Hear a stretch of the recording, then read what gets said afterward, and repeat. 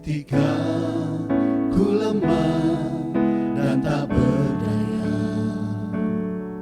ketika tiada jalan terbuka, ku mau bersujud menyembahmu.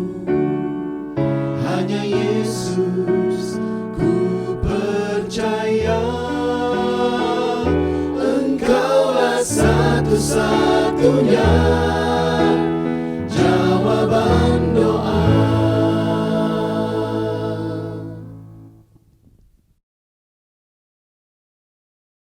Puji Tuhan, selamat malam jemaat-jemaat Tuhan yang dikasihi Tuhan. Pada saat malam hari ini kita akan memulaikan ibadah kita, kita mempersiapkan hati dan pikiran kita untuk bersekutu dengan Tuhan, menaikkan ucapan syukur kita di hadapan Tuhan. Tapi sebelumnya kita satu dalam doa. Terpuji bagi nama-Mu Tuhan, pada saat malam hari ini kami masih boleh ada sebagaimana kami ada, semua berkat kemurahan Tuhan. Kerinduan kami pada saat malam hari ini Tuhan, kami rindu dilawat oleh kehadirat-Mu Tuhan, kami rindu dilawat oleh Roh Kudus-Mu Tuhan. Beracara buat setiap kehidupan kami pada saat malam hari ini. Para hamba-hamba-Mu yang mengambil bagian pada pelayanan pada saat malam hari ini, Engkau mengurapi dengan urapan yang selalu baru yang daripada Tuhan. Terpuji bagi nama-Mu Tuhan, kami siap memuji dan meninggikan nama-Mu di dalam nama Tuhan Yesus Kristus. Haleluya. Amin. Puji Tuhan.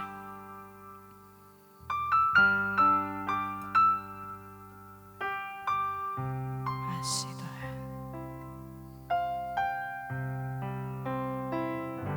Saat indah ku berhadapan denganmu,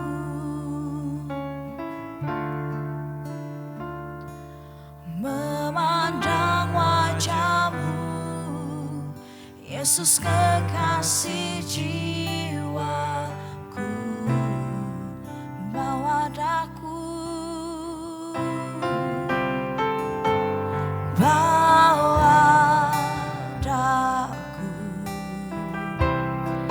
erat dalam pelukanmu, menikmati kasih dan indahnya hadiratmu, hadiratmu.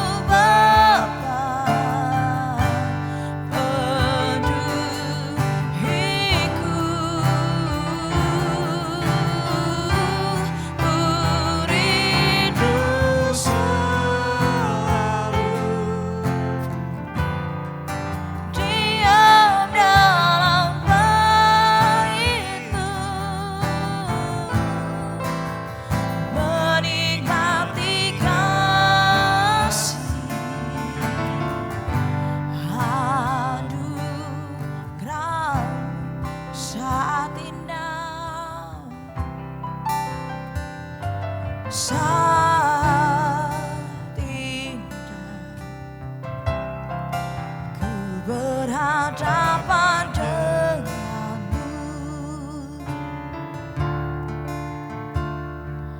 memandang wajahmu, Yesus kekasih jiwaku, bawa daku. Bawa daku erat dalam pelukanmu, menikmati kasih dan indahnya hadirat.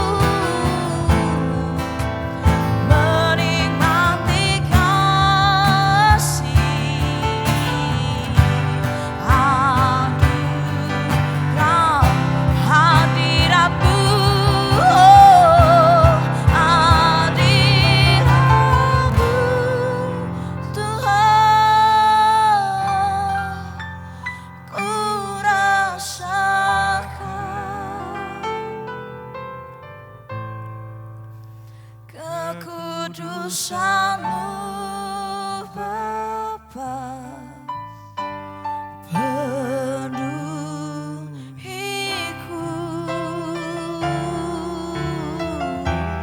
ku rindu selalu diam dalam bait-Mu, menikmati kasih anugerah hadirat-Mu Tuhan. Tuhan, ku rasakan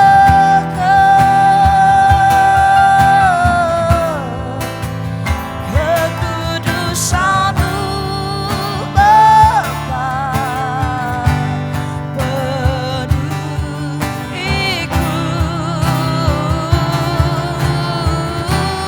ku rindu selalu diam dalam bait-Mu, menikmati kasih anugerah, menikmati kasih, menikmati kasih anugerah, menikmati kasih, menikmati kasih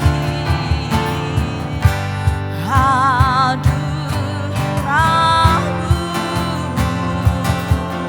Haleluya, kami mau menikmati, kami mau menikmati.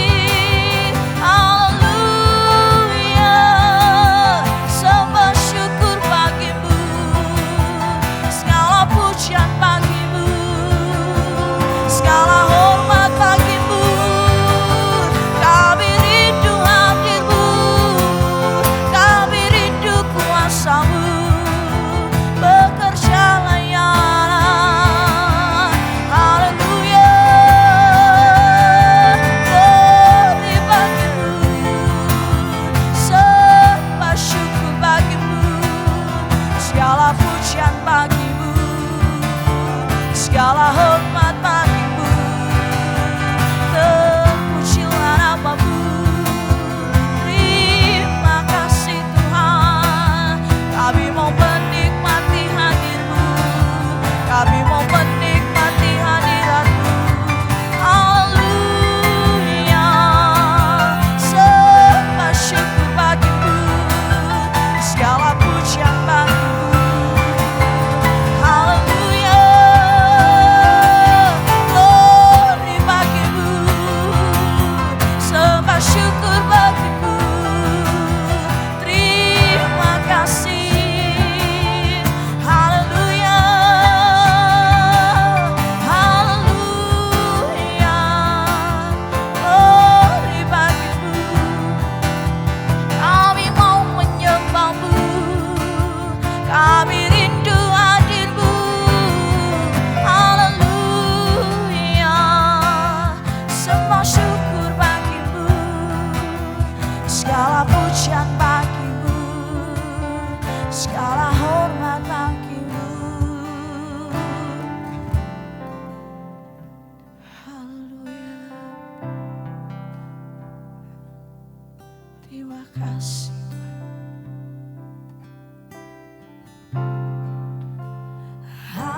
Hadirat-Mu memenuhiku,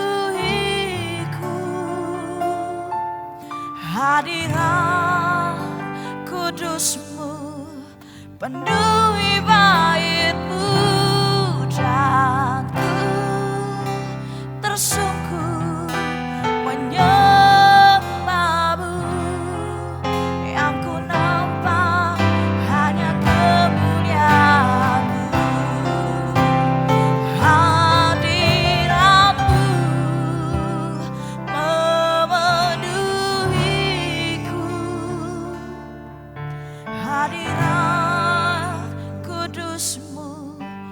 penuhi bait-Mu, dan ku tersungkur menyembah-Mu. Yang ku nampak hanya kemuliaan-Mu, hadirat-Mu memenuhiku, hadirat kudus-Mu penuhi bait-Mu, dan ku tersungkur menyembah-Mu. Yang ku nampak hanya kemuliaan hadirat-Mu memenuhiku, hadirat kudus-Mu penuhi bait-Mu, dan ku tersungkur menyembah-Mu. Yang ku nampak hanya kemuliaan, yang ku nampak hanya kemuliaan, yang ku nampak hanya kemuliaan-Mu.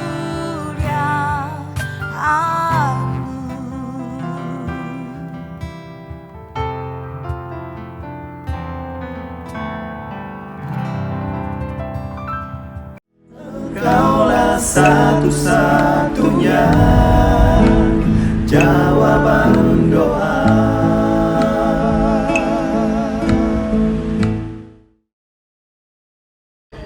Selamat pagi, aku dengan Bianca.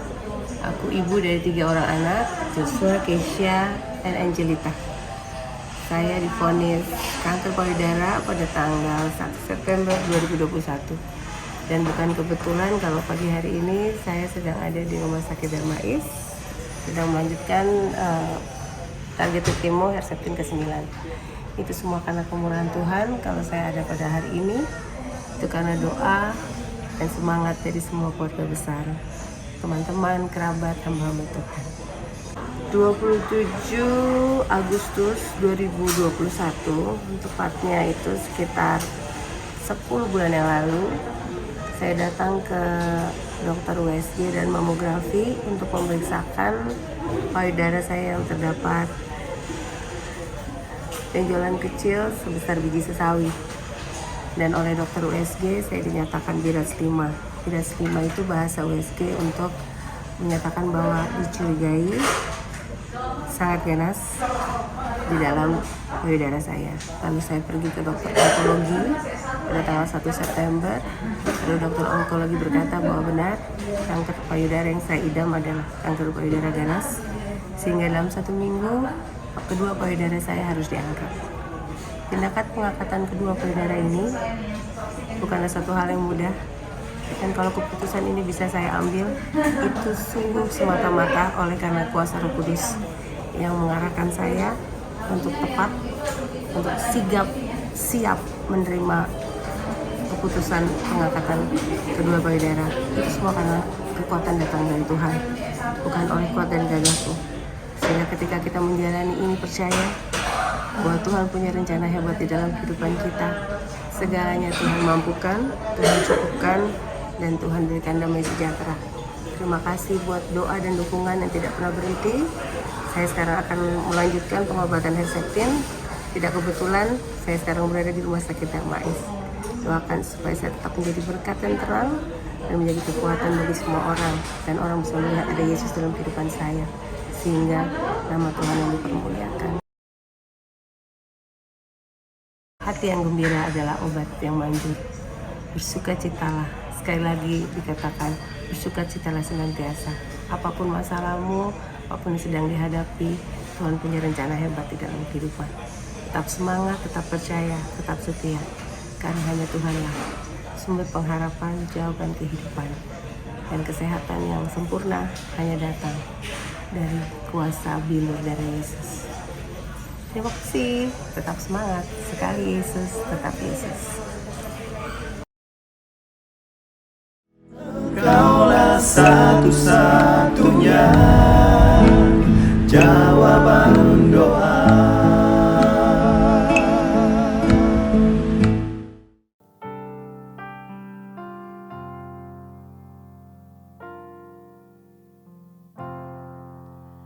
Bila hati kita lemah tak berdaya, bila iman kita bagai tembok kokoh,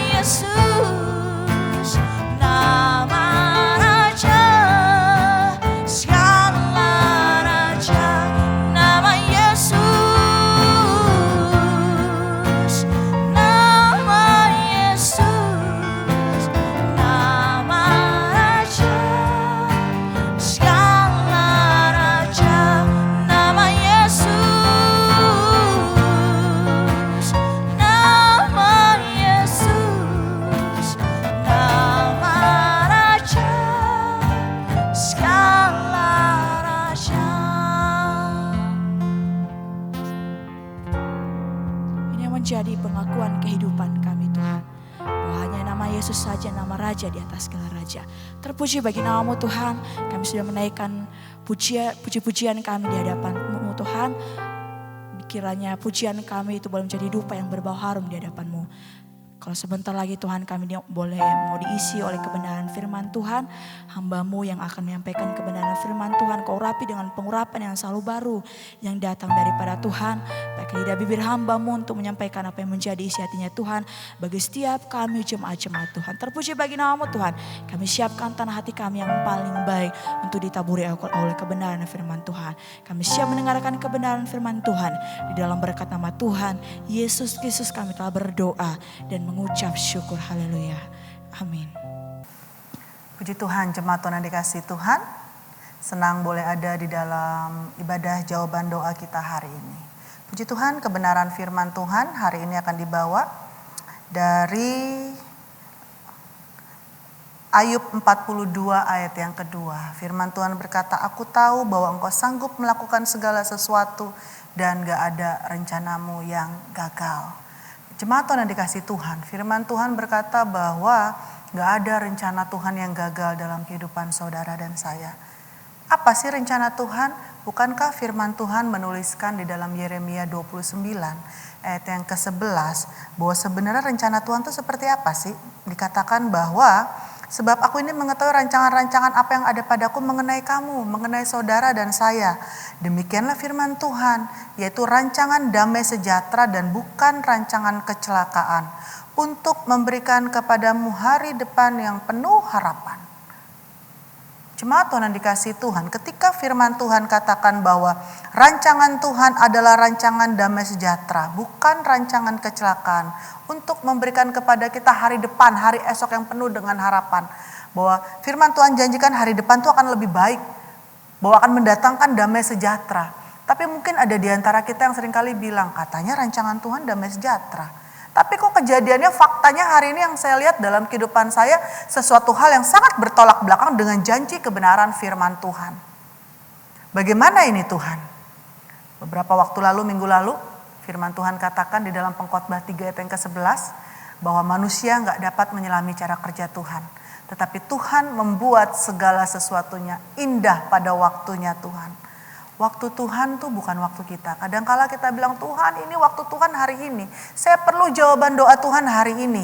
Tapi Tuhan gak kasih jawabannya hari ini. Tapi mungkin beberapa tahun kemudian atau mungkin ada yang besok, lusa, kita gak tahu.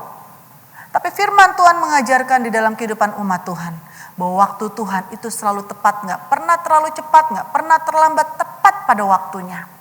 Kenapa saya bisa mengatakan bahwa waktu Tuhan itu tepat pada waktunya? Saya mempunyai satu kesaksian lewat perjalanan hidup saya, bagaimana Tuhan memproses hidup saya sebagai seorang hamba Tuhan. Saya ingat tahun 2010 Tuhan izinkan saya kehilangan anak kedua saya di dalam kandungan ketika usia 8 bulan. Anak perempuan yang sangat saya rindukan dan saya kasihi. Singkat cerita, ketika usia 8 bulan, anak ini meninggal di dalam kandungan. Waktu anak ini meninggal, saya ingat pertama kali saya hamil itu 2 bulan sebelum saya hamil, saya ingat Bapak Gembala Senior almarhum, Bapak Pendeta Eliezer Kurniawan sempat ngomong sama saya. Dia bilang, waktu itu saya masih bekerja di sekuler, dia bilang, Desi, kamu cari apa di dunia? Dia bilang, kenapa kamu kerja ngoyo sekali? Dia bilang, di dalam pekerjaan kamu, pagi-pagi anak-anak belum bangun kamu sudah pergi. Pulang anak-anak sudah mau tidur, mau istirahat, kamu baru pulang. Dia bilang, kenapa kamu mesti begitu? Dia bilang. Tapi almarhum Bapak Pendeta Eliezer Kurniawan sampaikan seperti ini. Kamu jangan seperti orang dunia, dia bilang. Kerja 24 jam. Kamu jangan lupa, kalau kamu bisa berkarya luar biasa di dalam pekerjaan kamu, kamu juga harus bisa berkarya lebih lagi di dalam pekerjaan Tuhan. Singkat cerita, waktu itu saya masih berpikir, saya belum mau terlibat di dalam pelayanan. Singkat cerita, akhirnya Bapak Pendeta Eliezer Kurniawan bilang, kalau nanti kamu kasih yang terbaik buat Tuhan, apa yang gak pernah kamu pikirkan, gak pernah timbul dalam hati, itu Tuhan akan sediakan dalam hidup kamu. Singkat cerita akhirnya saya putuskan oke deh kalau gitu saya terlibat pelayanan. Saya ingat waktu itu saya terlibat pelayanan di dalam bidang kesekretariatan. Saya masuk di kesekretariatan, saya tinggalkan dunia sekuler, saya melayani full di dunia kesekretariatan di gereja. Nah pada waktu saya melayani nggak lama 2 bulan 3 bulan kemudian saya hamil saudara. Nah waktu saya hamil di usia kehamilan saya yang ke-5 bulan kehamilan saya bermasalah. Waktu saya hamil saya senang sekali, saya bersuka cita sekali. Saya ingat iya ya bertahun-tahun setelah kehamilan anak pertama saya rindu punya anak. Tapi Tuhan belum kasih, Tuhan belum memberikan. Tapi setelah saya melayani Tuhan 2 bulan kemudian saya hamil. Jadi waktu saya hamil dan dokter mengatakan anak saya perempuan, wah saya senang sekali. Ini anak yang memang saya dambakan dan saya rindukan. Singkat cerita akhirnya pada waktu bulan Desember tahun 2010 anak saya meninggal di kandungan. Waktu anak saya meninggal, saya pulang dari dokter dengan perut masih besar, anak saya ada di dalam tapi sudah tidak bernyawa lagi. Saya masuk ke kamar. Waktu saya masuk ke kamar saya nangis sama Tuhan. Saya bilang Tuhan, dosa apa saya sama Tuhan? Saya dosa apa sih sama Tuhan? Saya bilang, bukankah apa yang saya lakukan kok begitu saya melayani Tuhan, saya tinggalkan dunia sekuler, saya melayani Tuhan, saya kasih yang terbaik bagi Tuhan. Kok ini jawabannya? Ini kok Tuhan kasih saya seperti ini?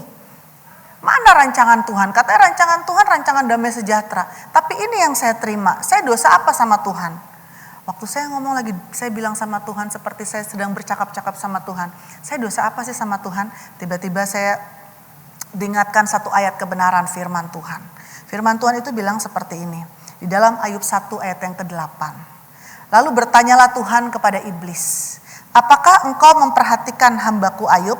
Sebab tiada seorang pun di bumi ini seperti dia yang demikian saleh dan jujur, yang takut akan Allah dan menjauhi kejahatan. Kalau kita baca di ayat-ayat selanjutnya, firman Tuhan menuliskan bahwa akhirnya Tuhan mengizinkan ada persoalan, ada pencobaan itu terjadi dalam kehidupan Ayub. Tuhan izinkan pagar perlindungan Tuhan itu diangkat dalam kehidupan Ayub.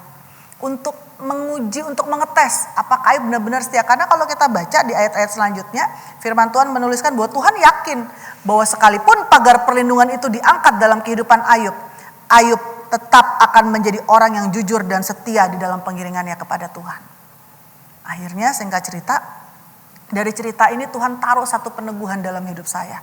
Oh, ternyata orang yang Tuhan izinkan ada persoalan, ada pergumulan, bukan berarti orang itu berdosa di hadapan Tuhan.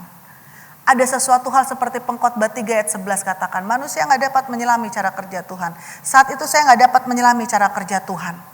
Tetapi yang saya tahu, firman Tuhan katakan lewat cerita Ayub, Tuhan taruh di dalam hati saya, dia bilang, kamu lihat Ayub, dia bilang.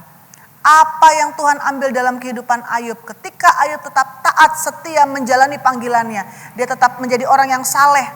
Apa yang Tuhan ambil dalam kehidupan Ayub, Tuhan gantikan 2 kali lipat. Waktu saya diingatkan cerita mengenai Ayub, iman saya mulai bangkit saudara yang dikasihi Tuhan. Sekalipun saat itu fakta yang saya lihat anak saya sudah meninggal di perut. Tuhan izinkan anak kedua saya meninggal.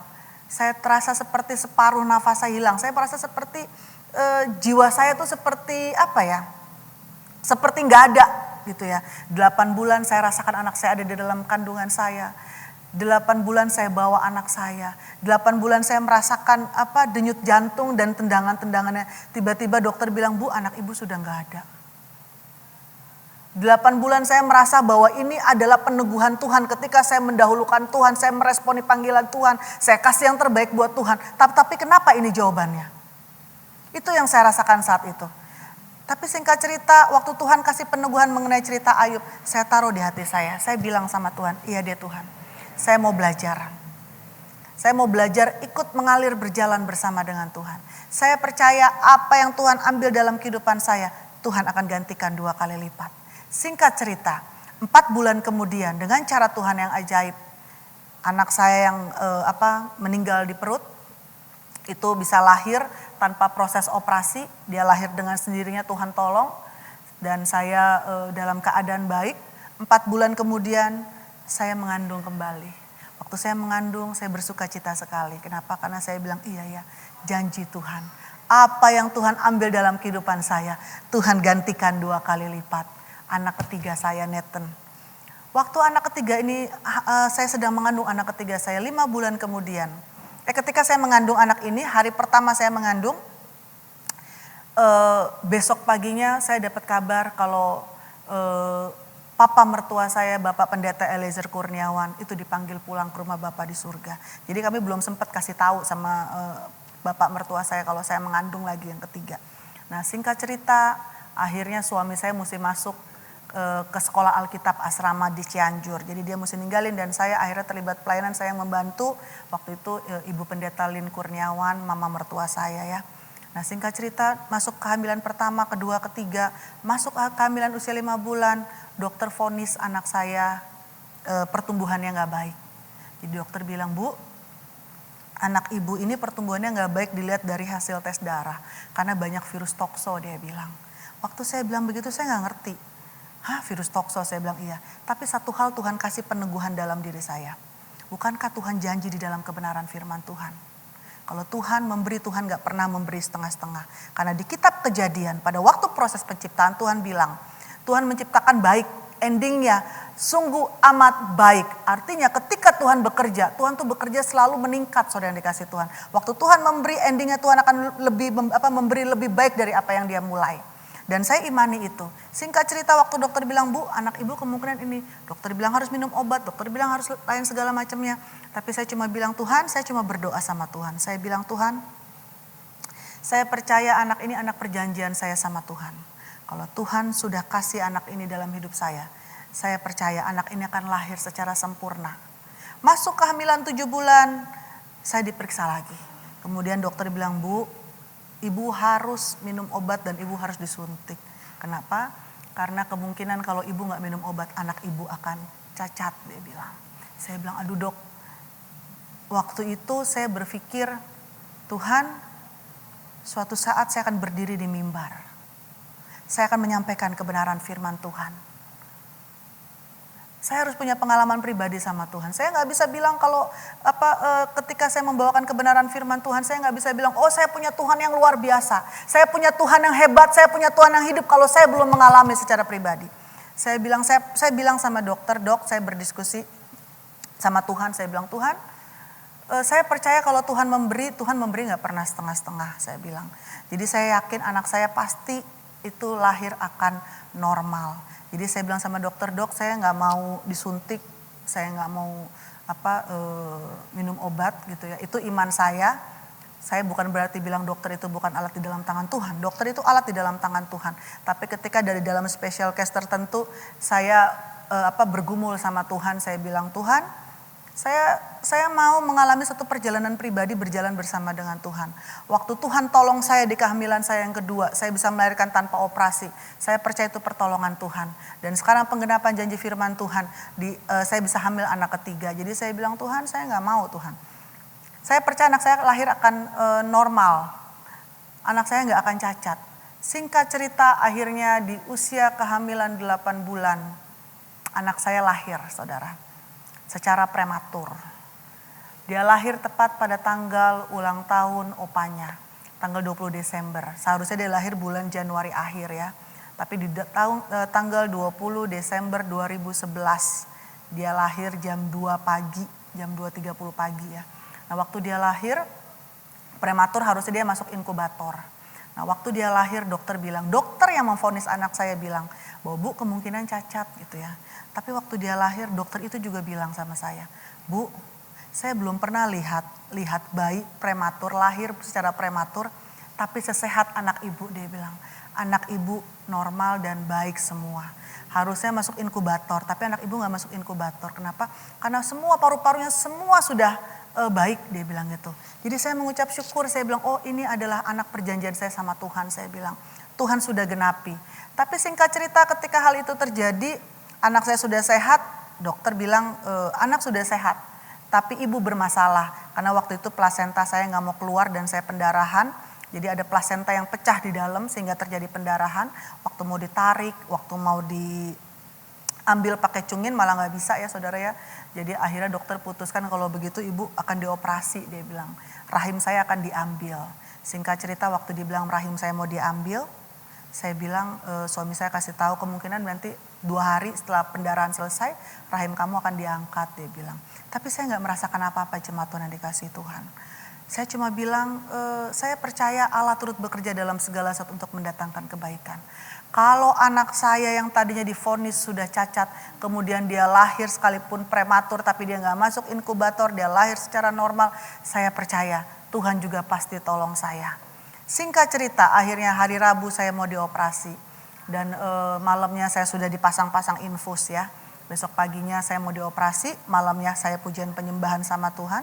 Dan setelah saya pujian penyembahan sama Tuhan, tiba-tiba nggak tahu perut saya mules, Tuhan izinkan.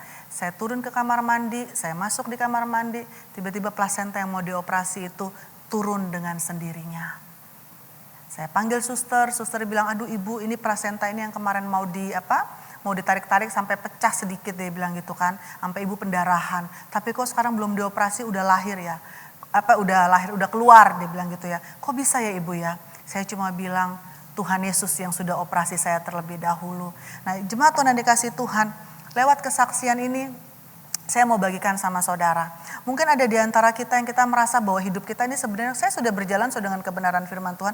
Dosa apa sih Tuhan sampai Tuhan izinkan ada persoalan yang sangat berat terjadi dalam hidup saya. Sekalipun saya sudah berdoa dan lain sebagainya. Percayalah firman Tuhan katakan bahwa bukan berarti kita berdosa di hadapan Tuhan. Mari kita kadangkala Tuhan izinkan itu terjadi. Supaya saudara itu terpilih untuk apa? Untuk menceritakan seperti firman Tuhan katakan. Menceritakan perbuatan-perbuatan Allah yang dahsyat. Seperti lewat kebenaran firman Tuhan hari ini saya bisa bilang di hadapan jemaat Tuhan. Saya bisa katakan dengan lantang bahwa saya punya Tuhan yang besar. Saya punya Tuhan yang hidup. Kenapa? Saya boleh berdiri saat ini semua karena Tuhan. Anak saya sekarang Nathan usianya bulan Desember ini sudah mau 11 tahun. Setiap pagi ketika saya bangun pagi, anak saya masih tidur sama saya dan dia saya bangun dan dia juga terbangun. Waktu dia terbangun dia senyum sama saya, dia bilang good morning mama. Waktu dia bilang good morning mama, saya bilang good morning Nathan, selamat pagi. Dan dia mulai tersenyum sama saya. Disenyum anak saya lihat kebaikan Tuhan. Saya lihat kemuliaan Tuhan. Saya teringat cerita mengenai Nuh. Di dalam Kejadian 9 ayat 16 sampai dengan 17. Bagaimana di situ ceritakan bahwa ketika Nuh melihat pelangi di langit. Nuh teringat akan kebaikan Tuhan. Sama seperti saya. Ketika saya melihat senyum setiap pagi senyum muka anak saya ingat kebaikan Tuhan.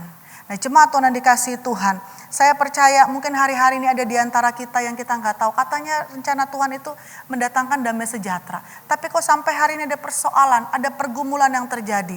Tapi lewat kebenaran firman Tuhan, lewat kesaksian apa yang saya sudah proses yang Tuhan izinkan terjadi dalam hidup saya cuma mau bilang, percayalah.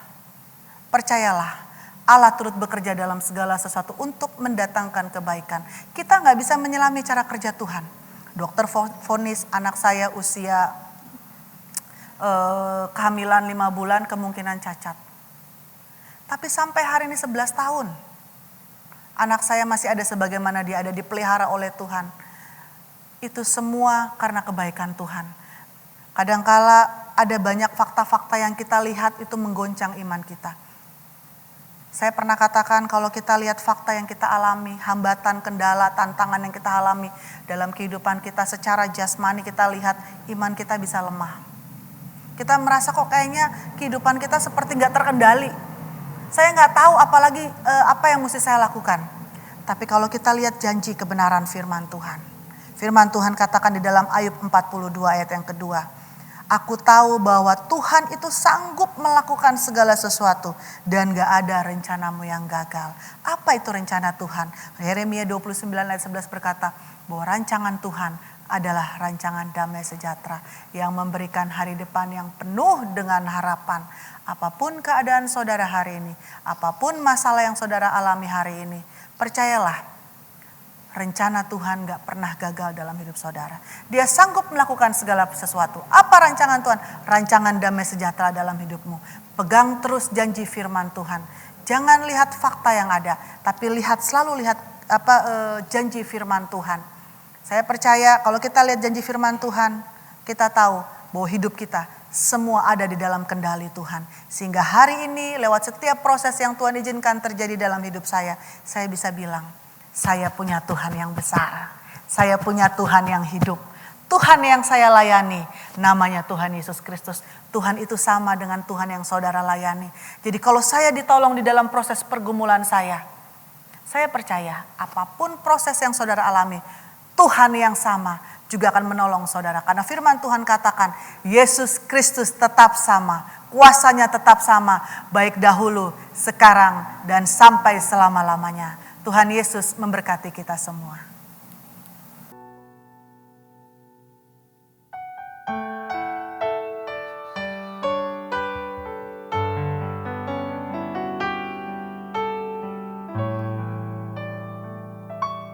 Bapa,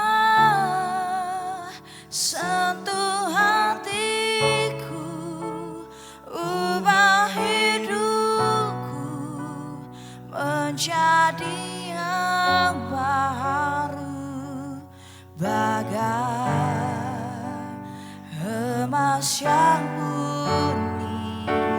Kau membentuk bencana hatiku, Bapa, ajarku mengerti sebuah kasih yang selalu memberi, bagai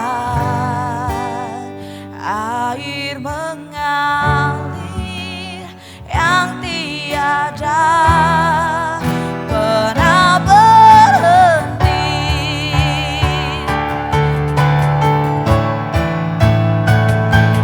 Bapa, sentuh hatiku, ubah hidupku menjadi yang baru, bagai emas yang murni. Kau membentuk bencana hatiku, Bapa, ajarku mengerti sebuah kasih yang selalu memberi, bagai air mengalir yang tiada pernah berhenti, bagai air mengalir yang tiada pernah berhenti, bagai air mengalir yang tiada pernah berhenti.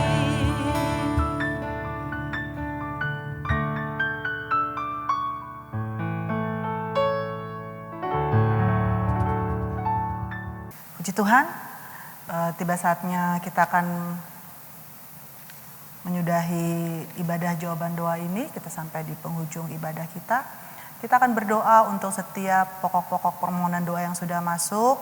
Di mana ada seorang ibu yang memohon dukungan doa karena terkena kanker rahim ya, sudah menjalani kemo beberapa kali dan saat ini rambutnya sudah rontok karena proses kemo. Tuhan tolong, Tuhan beri kekuatan. Firman Tuhan katakan Yesus Kristus tetap sama baik dulu, sekarang, dan sampai selama-lamanya. Saya percaya sekalipun mungkin kita gak bisa menyelami cara kerja Tuhan. Seperti ibu ini, kok Tuhan izinkan ada penyakit kanker? Padahal setia melayani Tuhan, tapi kenapa Tuhan izinkan? Kita gak bisa menyelami cara kerja Tuhan. Tapi satu hal yang kita imani, Tuhan akan membuat segala indah pada waktunya. Ketika Tuhan izinkan ada persoalan pergumulan, percayalah bahwa engkau sedang terpilih. Terpilih untuk apa? Menceritakan perbuatan-perbuatan Tuhan yang dahsyat dalam hidupmu. Puji Tuhan, mari sama-sama kita tundukkan kepala, kita akan berdoa mengakhiri ibadah jawaban doa ini. Bapa dalam surga, kembali kami datang di hadapan-Mu Tuhan. Di akhir ibadah kami berdoa secara khusus Tuhan bagi seorang ibu yang sedang dalam proses kemoterapi Tuhan. untuk kansernya Tuhan, Tuhan tolong, Tuhan jamah, Tuhan beri kekuatan Tuhan agar dia boleh melewati segala sesuatunya. Firman-Mu berkata bahwa kami tidak tinggal di dalam lembah kekelaman, kami hanya melewati Tuhan. Karena kami percaya Tuhan ada janji kebenaran firman Tuhan yang senantiasa menopang. Firman-Mu adalah kekuatan dalam hidup kami Tuhan. Terima kasih Tuhan Yesus, Tuhan tolong, Tuhan lawat setiap umat Tuhan, baik yang ikut di dalam ibadah jawaban doa ini maupun pelayan Tuhan yang telah ikut ambil bagian, Tuhan yang meneguhkan panggilan mereka Tuhan. Semakin hari Tuhan kami boleh semakin taat dan setia. Tuhan mengubah hati kami Tuhan, agar kami boleh memiliki satu pemikiran yang baik sesuai dengan kebenaran firman Tuhan. Terima kasih Bapa, terpuji-pujilah nama-Mu Tuhan. Kami akan akhiri ibadah kami Tuhan. Terpuji-pujilah nama Tuhan, kami kembalikan segala hormat, segala kemuliaan, segala kejayaan hanya bagi satu nama, yaitu nama Tuhan Yesus Kristus. Marilah jemaat Tuhan yang dikasihi Tuhan, arahkan hatimu, angkat tanganmu, terimalah berkat daripada Tuhan Yesus Kristus sendiri. Akuilah dia di dalam segala tingkah lakumu dan janganlah bersandar kepada pengertianmu sendiri. Maka Tuhan Yesus akan meluruskan setiap jalanmu. Bahkan Tuhan Yesus akan memberkati engkau dan melindungi engkau. Tuhan Yesus akan menyinari engkau dengan wajahnya dan memberi engkau kasih karunia. Tuhan Yesus akan menghadapkan wajahnya kepadamu dan memberi engkau damai sejahtera. Pulanglah dan terimalah berkat dari Allah Bapa, cinta rahmatnya daripada Tuhan Yesus Kristus sendiri di dalam persekutuan pimpinan Roh Kudus menyertai kita mulai hari ini bahkan sampai selama-lamanya di dalam berkat nama Tuhan Yesus Kristus. Haleluya. Amin. Puji Tuhan. Tuhan Yesus memberkati kita semua.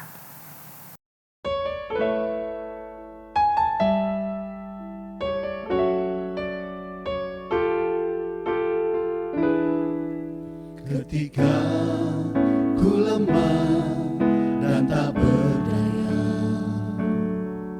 ketika tiada jalan terbuka, ku mau bersujud menyembahmu, hanya Yesus ku percaya.